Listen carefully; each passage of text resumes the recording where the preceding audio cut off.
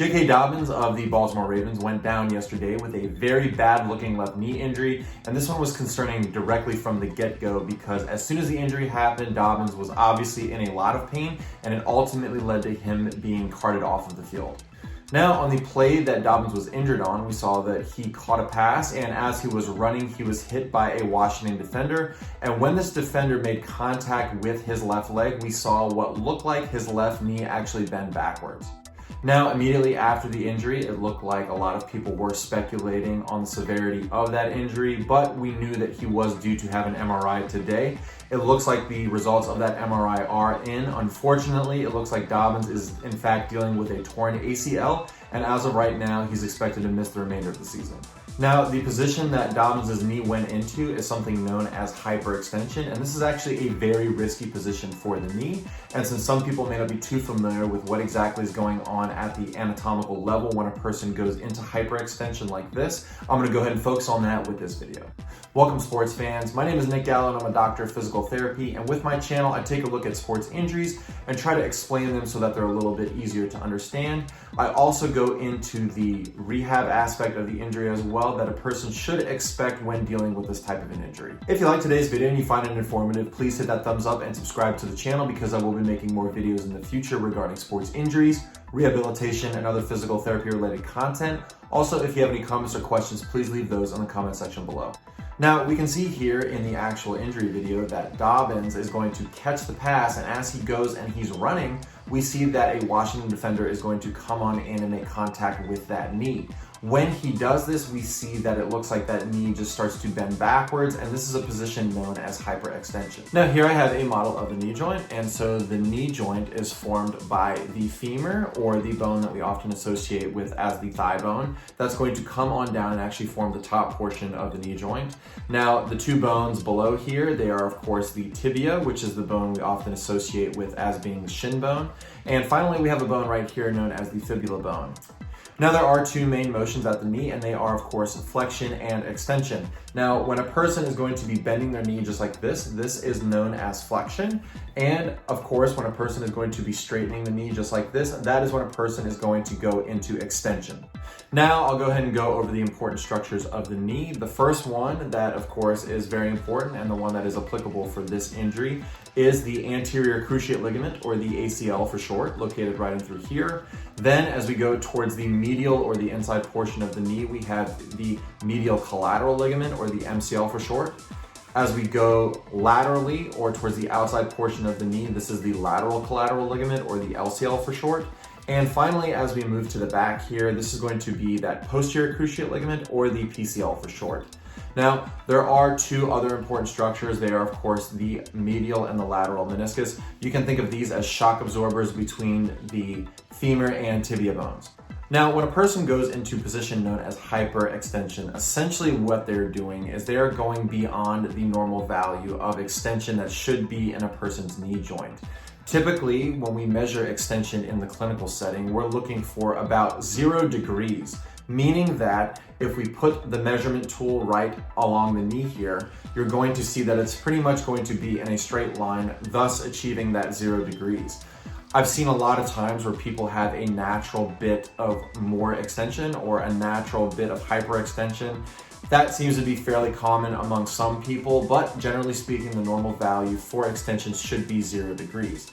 Now, when a person in sports or any type of traumatic setting is going to be getting beyond that normal value, and you're getting a force driving that, this, as you can see, is putting all of those ligaments and structures at a lot of risk in through here. So the fact that as of right now, we know that he is dealing with an ACL tear, it's really not surprising looking at how everything behaves on the model when I put it into hyperextension.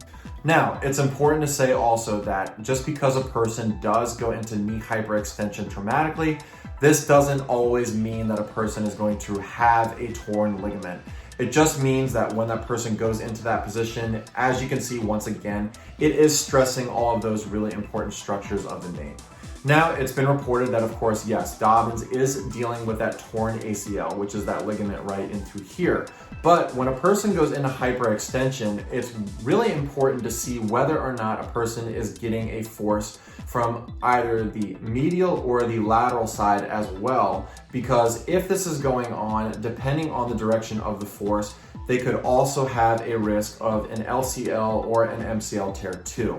As of right now, this hasn't been reported whether or not there are other ligaments involved. It's just been the ACL. But as you can imagine, if a person is going into hyperextension and let's say, for example, they get a medial force, as you can see in hyperextension, the medial force is going to really stress that LCL and vice versa if it's on the other side for the MCL. So that's really important to say. As of right now, it has not been revealed whether or not there's anything else going on, but that is something that can happen in this type of situation. Now, of course, there is a grading system for these ACL injuries, and they are grades 1, 2, and 3. In a grade 1 ACL injury, typically a person is going to get some stretching of that ACL, but there's not going to be any tearing of the ligament. In a grade 2 ACL injury, this is when you're going to get some stretching and you're going to be getting some partial tearing of that ACL. And finally, in a grade 3 ACL injury, this is when you're going to get that complete rupture of the ACL. As of right now, it has not been released what the specific grade has been in terms of this ACL injury, but generally speaking, when it is reported by sources that a person has a torn ACL, it's safe to say that it's usually a grade 3 tear, and that person is going to be out indefinitely because it's going to require some ACL reconstructive surgery. Now, in ACL reconstructive surgery, essentially what the surgeon is going to do is they're going to create a graft to essentially come and replace that ACL that's been torn. This graft can come from a number of different locations. It can come from the person's hamstring. It can also come from their patellar tendon. And in some cases, it's also come from cadaver as well. I don't know exactly what type of graft they're going to use in this case, but generally speaking, it's going to be one of those three. And then what they'll do is they'll put the graft essentially where that ACL used to be, and that's going to be the person's new ACL. Now, when a person comes to PT right after ACL surgery, as you can imagine, there's not a lot that we can do with them in terms of the actual knee. So a lot of the focus in the initial phases of rehab are basically going to be to protect that graft site, as well as maintain the strength and range of motion of the joints above and below. So during this phase, you're doing a lot of management to essentially help decrease the amount of swelling in the person's knee. You're doing some range of motion and light exercises for the person's ankle, and you're doing range of motion and light exercises at the person's hip, just so that they're maintaining everything above and below the injury site. During this phase, the person is going to be in a large brace, and it's going to be a brace that you can essentially lock and prevent a person from bending that knee. So we call this brace actually a drop lock in the clinical setting, but they're going to be in this brace to, of course, immobilize everything and protect it as well as possible. Then as a person comes out of that protective phase, essentially what we want to do is we want to make sure that first we can achieve normal range of motion in that knee joint. And it may take a while because generally it is pretty stiff being in that brace for that long. But one of the goals that we want to hit right away is that we want to make sure that that person can hit 0 degrees or make that knee completely straight. And then after that, we're going to work on that person's bending. After that, of course, we want to make sure that they're maintaining adequate quad control. You want to make sure that the quadricep muscle is essentially firing adequately to make sure everything can be as strong and stable as possible. There is also going to be a major focus on glute strengthening when a person comes in after ACL reconstructive surgery. This is very important as well because strong glutes really help keep a person's knees at the ideal angle to prevent re-injury in the future. So that's going to be a major focus during the rehab process as well. And this is something that's going to be worked in as soon as the person, of course, is out of that protective phase as well. At about the 3 to 5 month mark after surgery, this is when we can start to introduce running and plyometrics potentially into the person's program. It really depends on how the person is doing, but generally speaking, this is along the time frame that we can start to do those things again. Then once a person has reached beyond that 6 month mark after surgery, this is when we can start to work in that sport specific movement. So as of right now, unfortunately, yes, it looks like Dobbins does have a long road ahead of him in terms of the rehab and to returning to the field, but there are a number of factors that work in his favor. Of course, the first one is he is a professional athlete, so he's already a very high functioning person going into this. The second, of course, is that he's going to be getting the best treatment possible. And third, finally, it looks like that he's going to be extremely motivated as well to return to the field as fast as possible. So he does have all of those positive factors working for him as well, but I definitely wish him the best of luck moving forward because this can be a tough injury to come back from. If I happen to hear any updates regarding Dobbins' case, I'll be sure to update everybody in the comment section. Also, if you happen to hear anything, please feel free to update everybody as well. And that's it as of right now regarding JK Dobbins' most recent ACL tear.